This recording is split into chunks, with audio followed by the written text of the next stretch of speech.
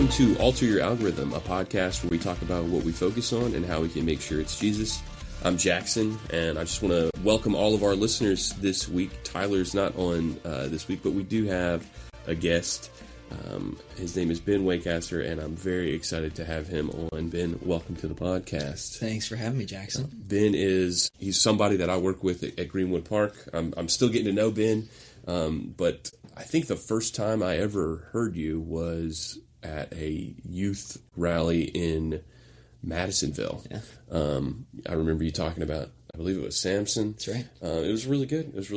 So the students at Southside and, of course, Greenwood Park know and love him, and he does an awesome job. And so you work with young adults, right? Yeah, Specifically college students. Well, I guess not always college students. Yeah, I would say primarily college students, and then I think there's a natural drift where one of the goals of working with college students, I feel like, is to help them get integrated with some people that are a little bit older than them, different stage of life. And so naturally, that kind of helps foster some connections with just young adults in general. So yeah, well, I think young adults are an interesting group of people. They themselves oftentimes have high expectations.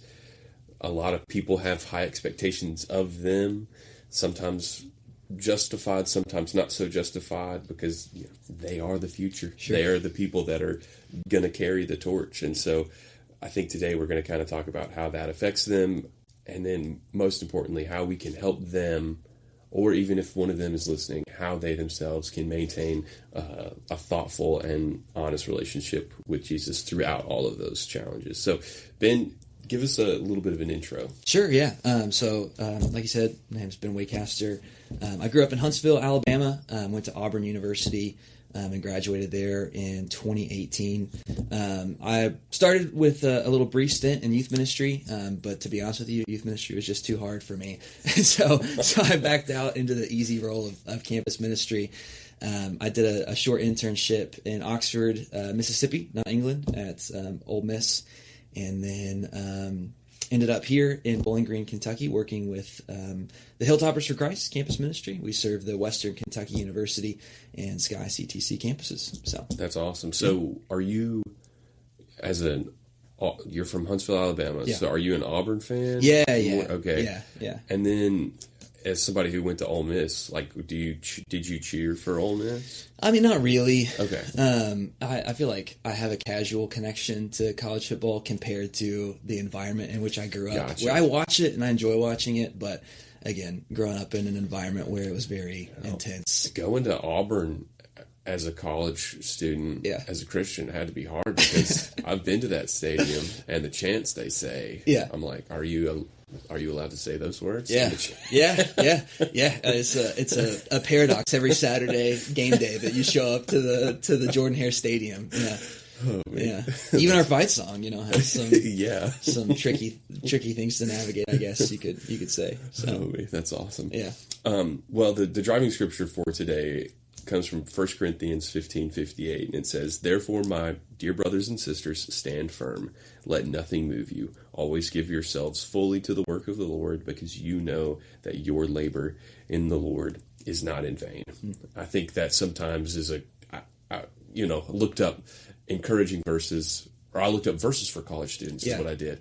And then the first thing that popped up wasn't a link to verses for college students. It was a link to motivational verses. Yeah. And a lot of times when students are going to that next stage in life, whether that be college, whether that be a job, I think young adults are people who are sometimes thinking about starting families. Yeah. That is what they need. They need motivation. Sure. But this verse specifically is a reminder that we are working, and we are working for the Lord. And when we keep that on the forefront, whatever we do, if it's for Him, it is good. It's not going to be in vain. And I think I could be wrong here. This is how I feel, sure, or how I felt as a young adult. I don't know when I disqualify myself right. from that list. Yeah. But I always wonder, am I doing the right thing for the right reason, or am I just doing it? And so, again, hopefully we kind of answer some of those questions today. But we want to learn about you a little bit, Ben. So first question, how did you get into ministry, specifically campus ministry? Yeah. So like I said, I went to Auburn University. I was there 2014 to 2018. And I didn't go to college expecting to get into any sort of ministry. Again, Auburn's a public university. They don't have a Bible department Right. or program or anything like that. And in fact, I mean, I grew up in the church, but I kind of went to college expecting to kind of become more nominally Christian.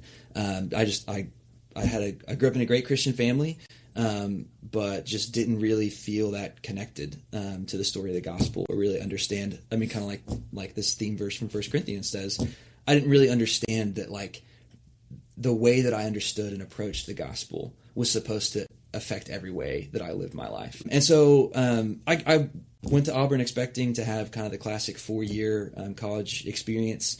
And I had a best friend that went to Auburn too, and he was going to the Auburn Christian Student Center, a campus ministry down there at Auburn.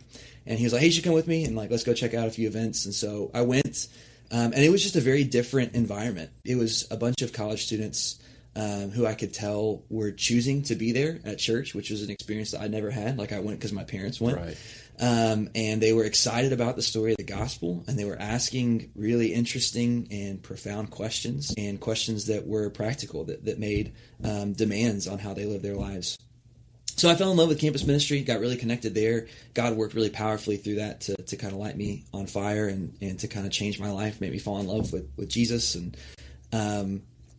And around the same time that I was getting more and more involved in the ministry, I was kind of having a crisis of like, what do I want to do? Because I came in as an architecture major, and that was a terrible fit for me. I learned that pretty quick.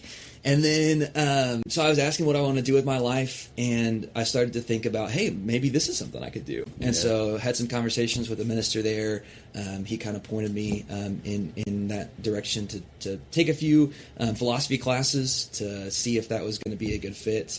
Kind of offered me an internship there with the ministry, and pretty quickly after that, I kind of realized I think this is something that God's kind of calling me into, and the rest is I guess history.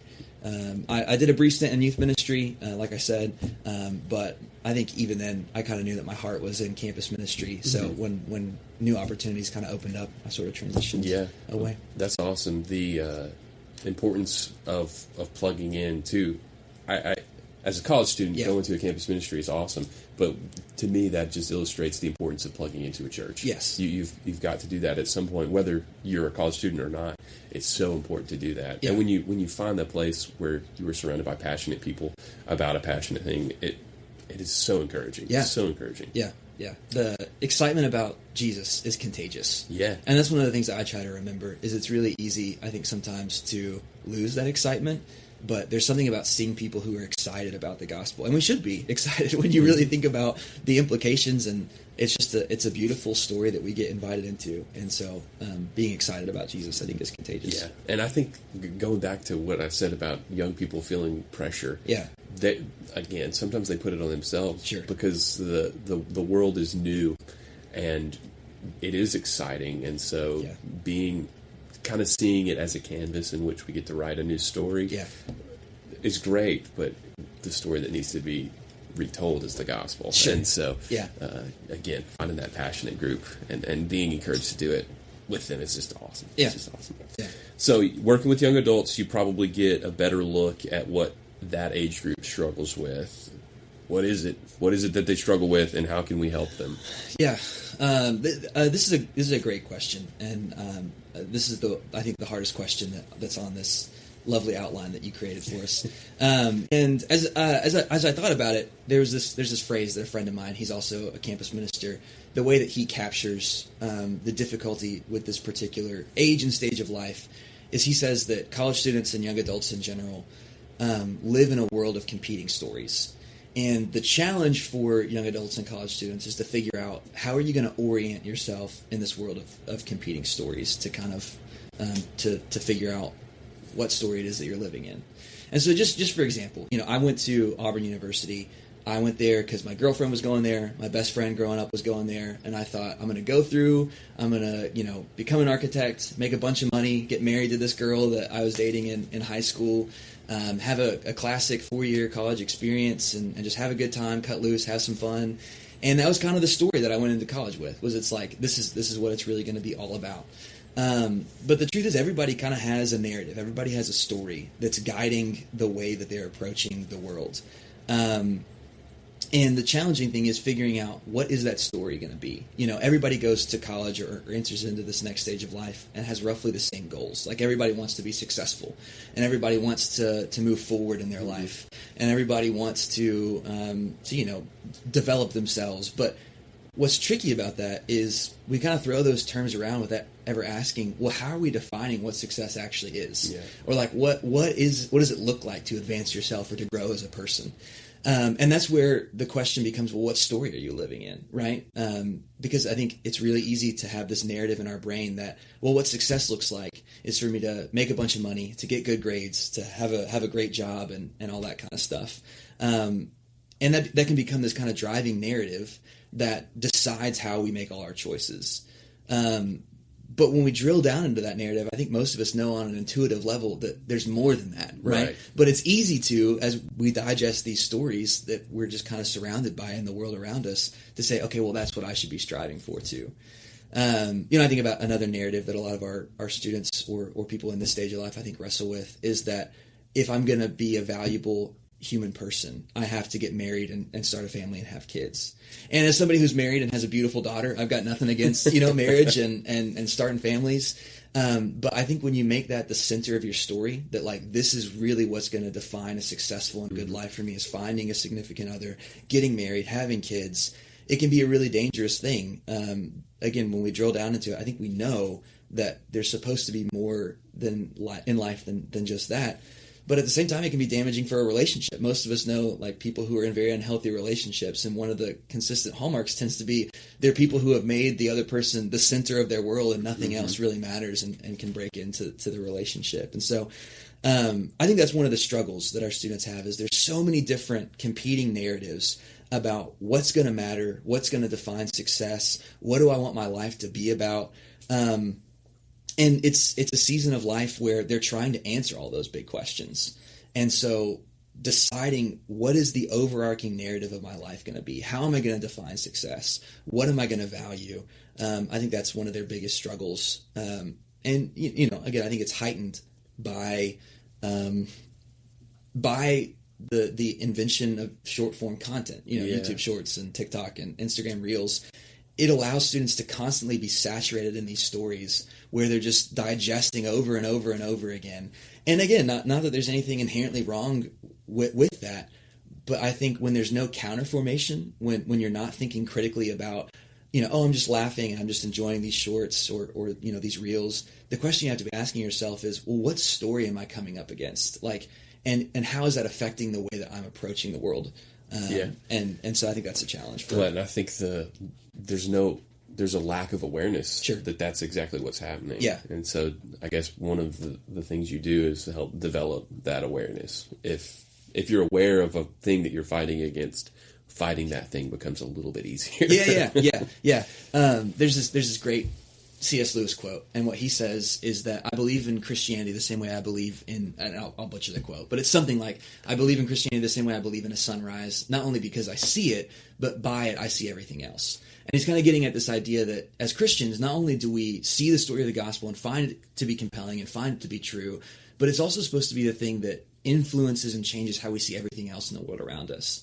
And so that's one of those things that, like you said, it's really that primary goal that I'm getting college students to wrestle with is, okay, if you identify as a believer, it's not about just saying, oh, I believe in Jesus and I believe in this story, but it's about asking the question of, okay, well, then how does that affect and change the way that you view everything else? Even something that's seemingly as mundane as, TikTok and Instagram Reels. Right. It's like, how is Jesus inviting you to change the way that you view those things, to change the way that you view your major and your significant other and the way you approach money and all these different things. That's great. What would you say, and this you may have already answered with this, but what would you say is the biggest challenge in your ministry? Yeah, man, I think it kind of goes along with it. But I would say competing for students' time and attention is the biggest thing that I wrestle with. Again, the thing that transformed my life in campus ministry was seeing God working in the lives of other people and being like, hey, I want that. Like, I want God's Spirit to be moving in my life the way He's moving in their lives. Mm-hmm. And I want to have this excitement. But the thing about relationships is they take time and energy and attention to cultivate and develop. And with so many other things on offer, with so many other stories and clubs and exciting things to get plugged into, with unlimited entertainment at the touch of a button and at your fingertips, it's really hard to get students to set aside time to engage in ways that are going to be lasting and meaningful. You know, an hour of their time on a Wednesday night is great, and I'm very grateful for it. But it's one of those things that I think real transformation comes, particularly in this stage of life, when you just say, hey, here's a group of people I'm just going to do life with, and I'm just going to be with them and know what's going on in their lives and invite them to know what's going on in mine. But that takes, again, time and attention. Yeah. So yeah, there's a priority that has to be made. Yeah. I think another thing, again, maybe I'm just speaking about me, but commitment is a difficult thing to do because there are all of these options. Yeah. And if I commit to one thing, I'm going to miss out on the other thing. And so as awesome as campus ministry is, well, I'm not going to be able to go to that event that's happening with a different group of people. You hate to have to make a choice sometimes. Sure. But again, hopefully the right choice is always made. Yeah. And sorry, just to kind of jump off that, I think too, like it's like you're saying, college students, and again, maybe it's just me because I'm in the same camp as you. I'm almost 30, so at what point am I no longer a young adult? Right. But it seems to me like this batch of college students, there is almost more pressure put on them that they feel this need to be involved in everything and to be a part of everything. And they almost have these unrealistic expectations that they put on themselves, that they should be able to take 24 hours in a semester, maintain a 4.0, be involved in 16 different extracurriculars and clubs, have time for friends, have time to get 8 hours of sleep and go to the gym and work out. I mean, the amount of things that they put on their plate is staggering to me. And I think at a certain point, you have to ask this question of what is my top priority? What is that first commitment that I'm going to say this, I'm going to give enough space for this to be full first, and then if there's room, I'll kind of put other stuff around that. It's an interesting thought experiment. Whenever we are doing that, whenever we're filling our schedule up, it's because we are trying to be the perfect person. Sure, yeah. And when we look at what the earthly idea of a perfect person is, it is the person that wakes up early, goes to the gym, spends time in class, and then they do all those things. And then we look at what we know a perfect person is in the Bible, and we're like, did he do any of that? Right. Yeah. So it's something that we definitely need to evaluate. One of the things we've talked about on the podcast a lot is auditing. This idea, actually the last episode was titled that. Yeah. The idea of looking at what our life is filled with and ask ourselves, is it worth that? Yeah. And when you can cut out the things that you know aren't worth it, that's great. Yeah. I also think, and you've mentioned it already, social media plays a huge part in influencing our decisions. And so when we see people who are super insanely fit and are doing all these things, it's like, well, they can do it, I can do it. Yeah. They're lying. Yeah. Right. Right. And so, again, just awareness. Yeah. All right, last question for this section. How do you allow your faith to influence your decision-making, your priorities, and your ministry? Yeah, I think there's two different ways that it's important to let the gospel influence these things. And you know this, as somebody who's also in ministry, it's surprisingly easy to be doing something that most people see as inherently spiritual and to be way off the mark in the things that you're pursuing. It's this frustrating, almost paradox in ministry. And so I think that there's two things that if I drift, I find that it's in one of these two areas. And the first thing is that faith should influence what our goals are, right? The things that we're pursuing. It's really easy to get caught up pursuing the wrong things. Again, it's really easy for me to start pursuing, it would be great if after every Wednesday night people were talking about how great of a teacher I am. It's like, I have no business making that the priority. And so faith should dictate what my goals are first and foremost. Are students coming to know Jesus? Are they growing in their depth of relationship with him? And are they beginning to be salt and light to the campuses that we serve? But I think it also affects the means in which we pursue those things, right? There's this great song, King of Kings by Hillsong, and one of my favorite lines in there, and it's talking about the cross. It says it's to reveal the kingdom coming and to reconcile the lost. And I think there's this twofold nature that we're supposed to see the life of Jesus through, that he sets what our goals are, but he also defines the means in which we're supposed to pursue them, right? I think a lot of times we can get caught up pursuing godly goals, but in earthly ways. I can try to attract students in all sorts of means that are going to be very successful. I always tell people that if numbers were what mattered most in our ministry, we could tap a keg on a Wednesday night, and we'd have the biggest attendance of any campus ministry on a Wednesday night. But we've lost sight of pursuing those goals in the right means. Right. And so I think when I'm thinking about how faith influences the way that we do ministry or the way that we do any job, I think faith affects what the goals are, but it also affects the means in which we pursue those goals. Are we chasing down those goals in ways that are loving, that are serving, that are kind, that are patient, that are hospitable? And so I think there's kind of that twofold shift for me. Yeah, that's awesome. That's awesome.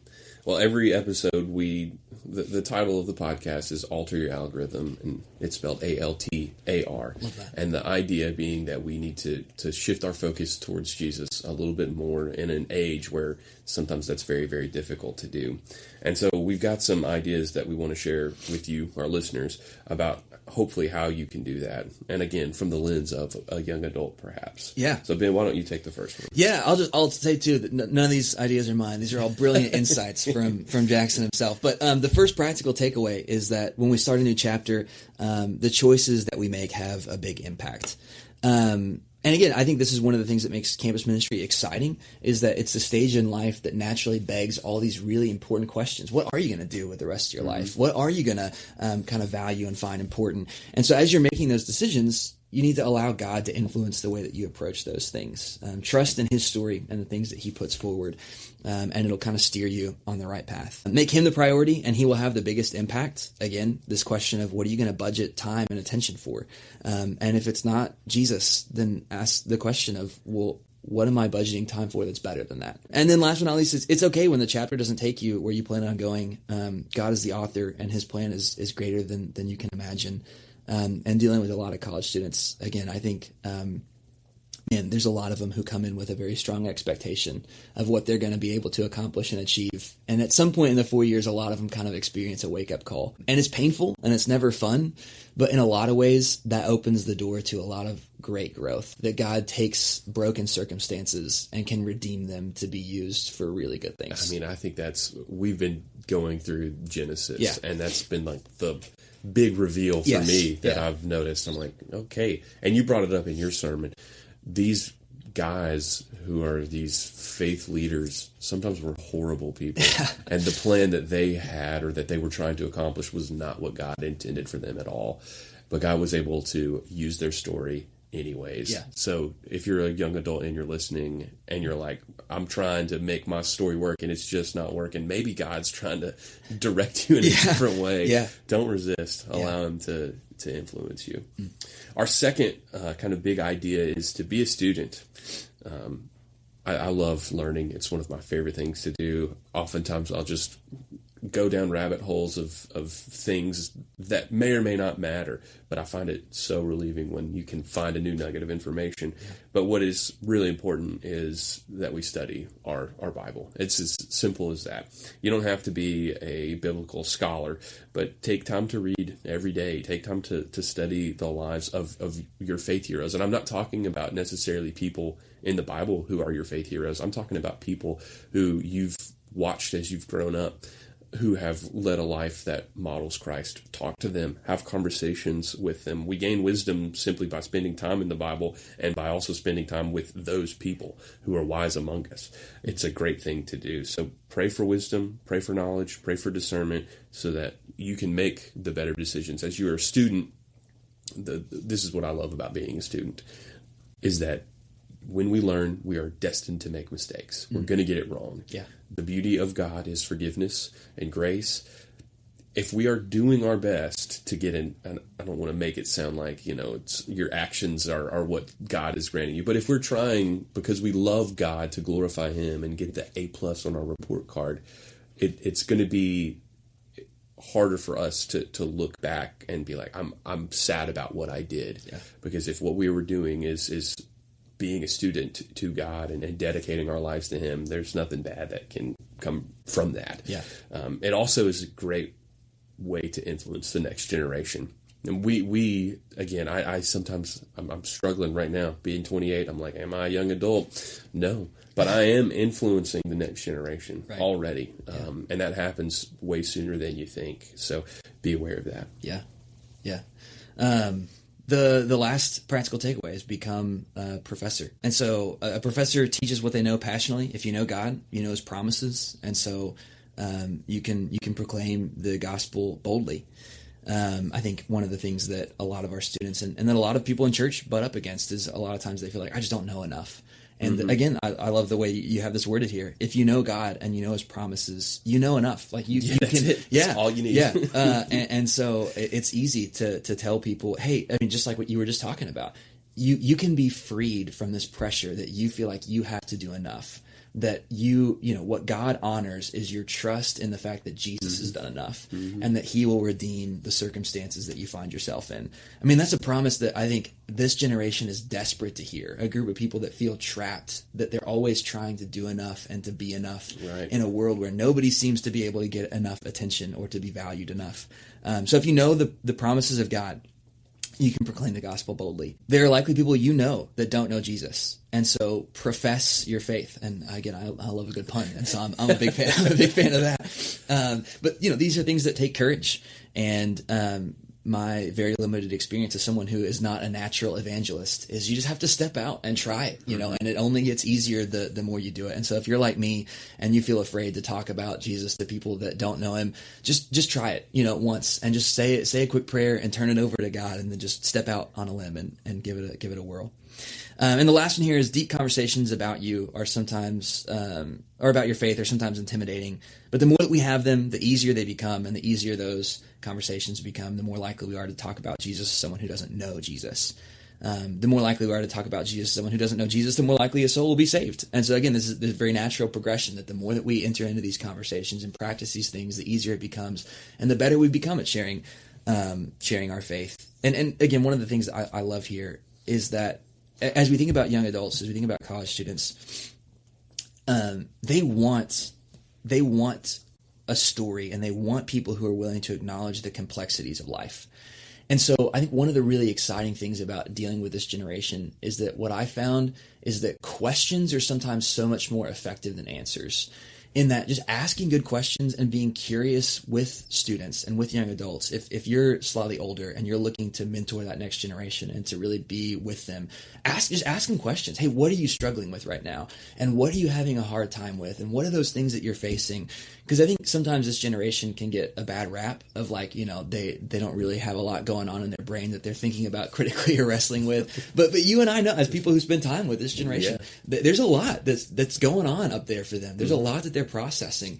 And if you cultivate trust and relationship with these students and you ask them genuine questions and then just try to help orient them and point them in the right direction, it's going to be effective. Yeah. And it's just a good life skill. I think, again, as we talk about Jesus, acknowledging complexity and asking good questions and just trying to orient people in the right direction, I think is... Yeah. Well, people have done hard things forever. Yeah. You know, just because we look at this next generation and we think there's nothing going on up there, it doesn't mean that there's not. Right, yeah.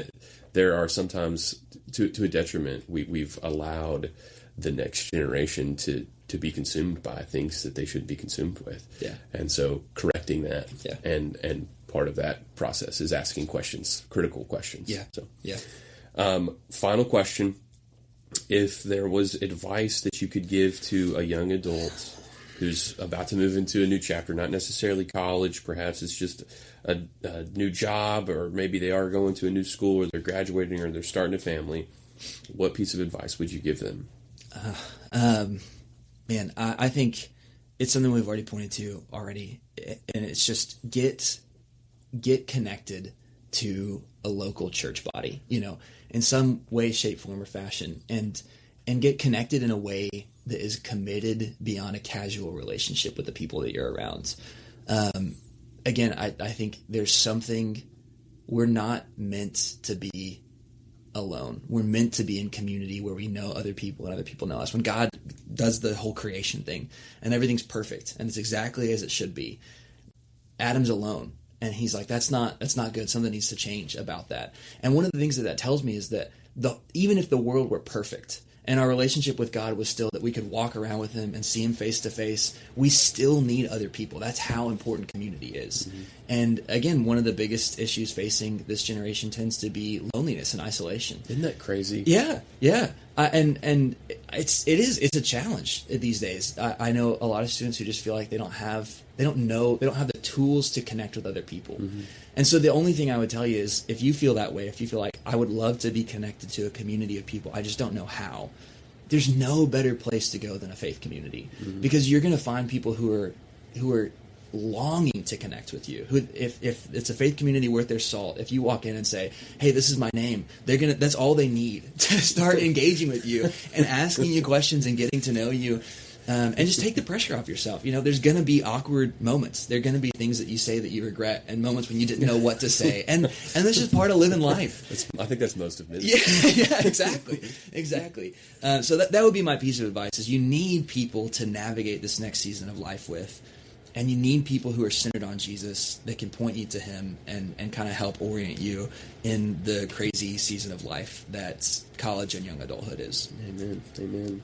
So we're going to leave you with the challenge this week. If you're listening to the podcast the week that it comes out, it's right around Christmas, which means there's probably a good chance that you're going to spend it with some family, and maybe there's a young adult in your family, maybe one or two. Yeah. If there is someone who's going through this chapter of their life, encourage them and ask them a question. Yeah.